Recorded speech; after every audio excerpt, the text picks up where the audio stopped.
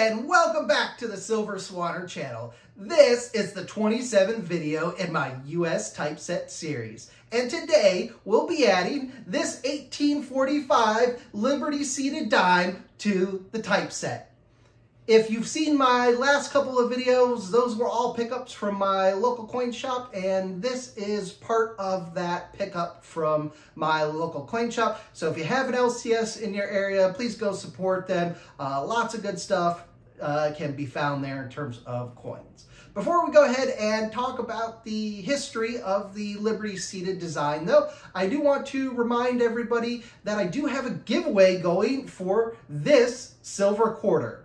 So I'd really appreciate it if you'd go ahead and subscribe to the channel. When I reach 250 subscribers, we're going to go ahead and give this away.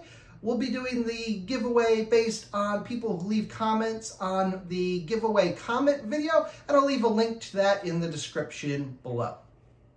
So let's go back and talk about the history of the Liberty seated dime. So the first thing to note is that the design itself of Liberty seated was actually featured on most silver coinage during the 1800s. So from about the mid-1830s to the early 1890s, if you had a US silver coin, the majority of the time it was going to go ahead and feature this design.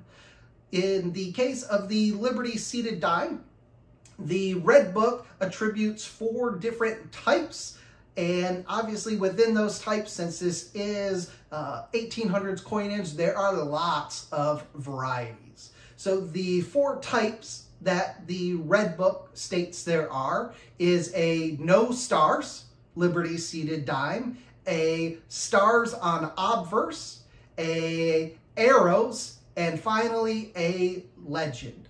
For the intercept typeset, it actually only features 3 of the coins, so it does not include the no stars Liberty seated dime, which again is probably done for their consumers' pocketbooks. I think that one was only produced for about 2 years or so before they added the stars to it. In this case, my particular coin is an 1845 stars on obverse. So the 3 types that are featured are the stars on obverse, the arrows, and the legends. One of the confusing things, though, about the Liberty seated dimes is that they weren't consecutively produced in terms of their types. So they made the stars, then they went to the arrows, and then they went back to the stars without the arrows. So quite an interesting history of this particular coin. The Liberty seated dime was designed by Christian Grobrecht, and it features, as the name probably implies, a depiction of the goddess Liberty seated, and she is holding a shield with the word Liberty on it, and it is encircled by stars. On the reverse, it features a royal leaf, and then in the inside of that, it has the denomination of the coin, 1 dime, and on the outside of the wreath, it says United States of America, and in just a minute, we'll go ahead and take a closer look at that. So, as always, we will go ahead and put the coin under the microscope and try and come up with the grade. Then we will go ahead and add it to the typeset. I'll throw up the updated pictures of the album typeset progress so far, and finally we'll discuss my running costs to date. So stick around. All right, and we have the Liberty seated dime here under the microscope now, and you can see a few little potential problems with it. The first thing is here, there is this scratch right along Liberty's face. I'm also seeing here in the fields that they're considerably brighter than between the stars. So I don't know if that's because maybe cleaning or maybe those are just more wear points.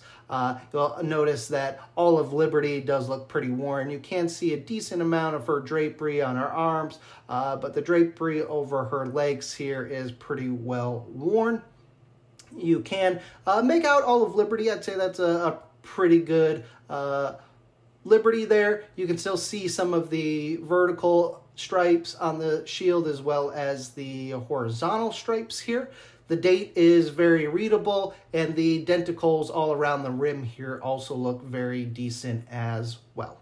So let's go ahead and check out the reverse now.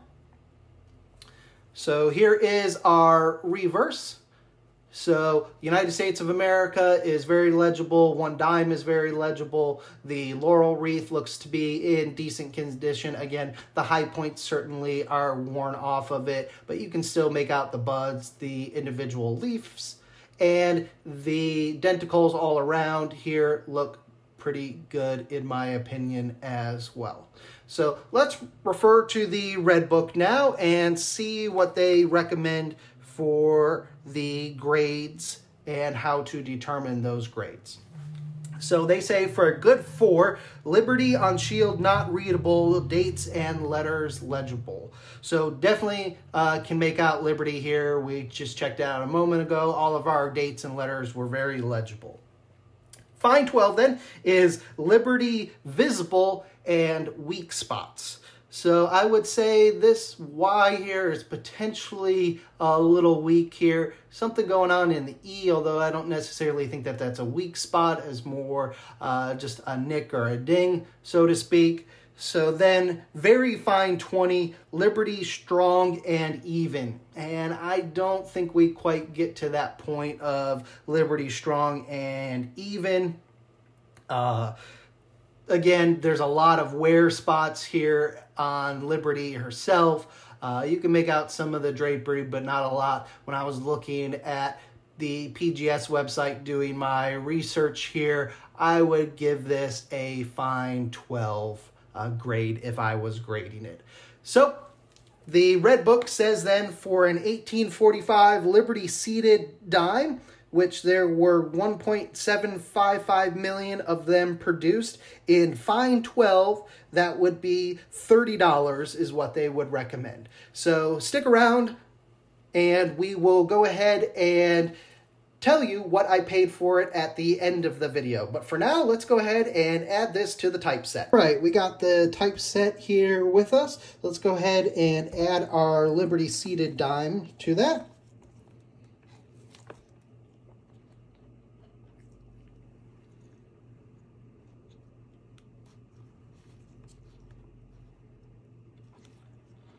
So I've almost completed here all of the Liberty seated dimes. We'll just have the one with arrows, which again, that was the transition piece between the dime with a little bit more silver content, and then the Liberty seated Legend had a little bit less silver content in it. So that's the difference there to note. We also don't have the stars on the Legend version as well. All right, so stick around with me. We'll go ahead and do a photo recap of the album progress so far. And finally, I will share with you my running costs. As always, here are my updated album photos. Again, like I said in my introduction, if you haven't subscribed, I'd really appreciate it if you'd go ahead and click that subscribe button for me. And here are my running costs. So we hit a milestone today. So the Liberty seated with stars, I paid $30 for.